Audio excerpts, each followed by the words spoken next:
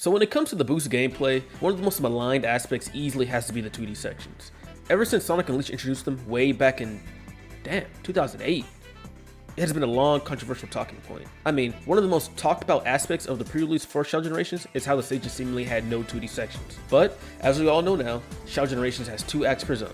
And outside of the final level, every Act 2 is fully 2D. However, contrary to what some people might have thought, Shell Generations does a really good job with the 2D level design. And a really standout level is Kingdom Valley Act 2. So, let's analyze what makes this level so fun. Starting off, one thing that I really do want to point out about this stage is the pseudo-visual storytelling and how it plays into the level design. I would say this level is broken into 3 acts, so to speak. The first act, of course, is the first chunk of the level, where we start at ground level and begin making our way to the castle. This section of the level is more flat and speed-oriented. Then, the second act of the level is when we finally make it into the castle. And of course, it wouldn't be an ancient castle without traps, right? So inside of this castle is filled with these crushing walls that you must navigate around using your speed, platforming skills, and chaos control. The final act of this level sees you scaling up the outside of the castle. This part of the level features vertical design and an emphasis on pure platforming. I really do appreciate the attention to detail with the visuals. I feel it really gives this level its own unique flair, and while this isn't the first Sonic game to do this, I do think it hasn't been done well in a while. Oh man, I don't know why I did that.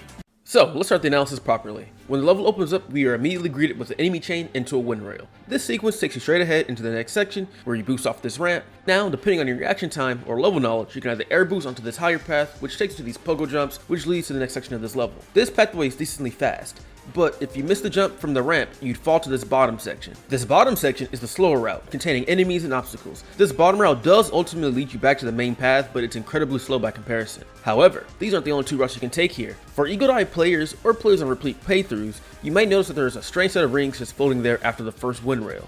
Well, if you stomp where these rings are located, you'll break through some boxes and find a spring. This spring will launch you higher to another wind rail. This rail will send you to the pogo jumps from the middle route. This is done in a fraction of the time of those lower routes and is a good reward for players that are observant. There's also an award for getting the higher route, which is a chaos control capsule, which will come into play later on in the level. A cool observation about this section is that it invokes the classic level design that 2D Sonic is known for with the 3-path setup.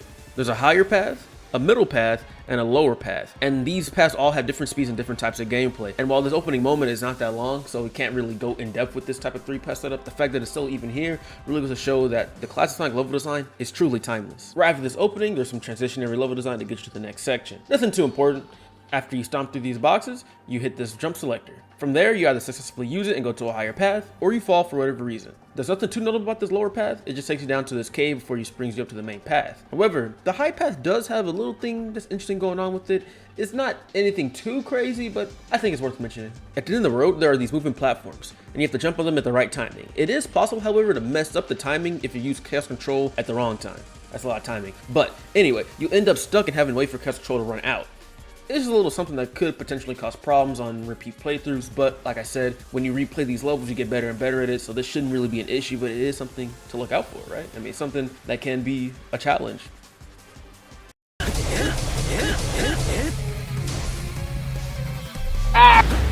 Soon after, there's one small section using the Doom Blast and Wind Rails. You can knock the enemies into the green switch to activate the rails earlier for a faster time. If you fall down, then obviously you have to continue with some slower platforming. But that concludes what I would deem as Act 1 of this stage.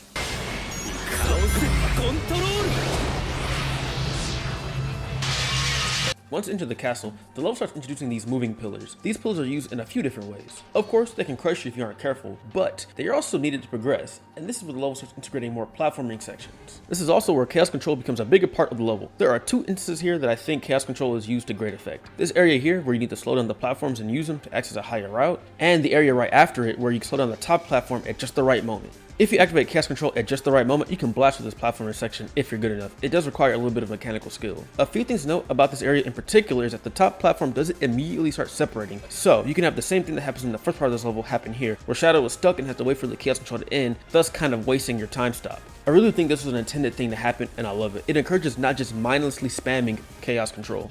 The bottom right here actually doesn't give you a chaos control box, so if you use chaos control earlier and fail to hit the upper route, you will be slowed down at this section. That's really about it for this part of the level. Yeah, it's pretty brief, but I think the obstacles you face here do provide interesting challenges, and on repeat playthroughs, if you're going for faster times, can very easily end your run if you mess up any one of these areas. The mechanical skill required to quickly platform through these sections can cause a certified Sonic gamer, such as myself, to sweat a little bit. So A+ for the devs. I also really enjoyed the use of chaos control in this section, because it's not just an instant win button, it still requires the player to actually play the game.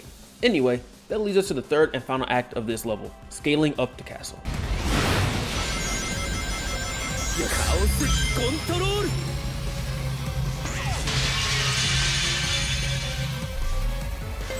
This part of the level is a constant vertical climb, a la Planet Wispac 2 from Sonic Generations, which is an overheated level by the way. This section of the level mainly makes use of this tightrope gimmick, which admittedly isn't the most interesting gimmick to use, but I think it works fine enough here, because it does emphasize the whole vertical climb thing we got going on here. A few things to note about the tightrope is that you can actually save a lot of time on them. The way most people use the tightrope is, you just jump on them and you gain a little extra height.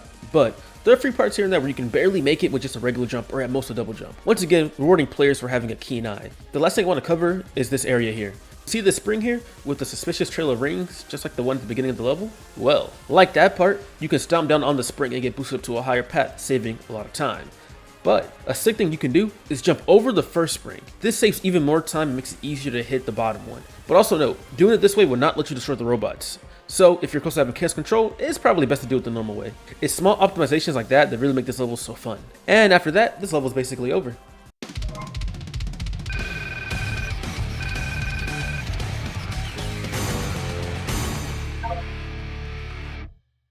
Hopefully this analysis has given you more insight into why Kingdom Valley Act 2 is widely regarded as the best 2D level in the entire game. If you want to see more Sonic analysis videos, make sure to like, comment, and subscribe. See you guys next time.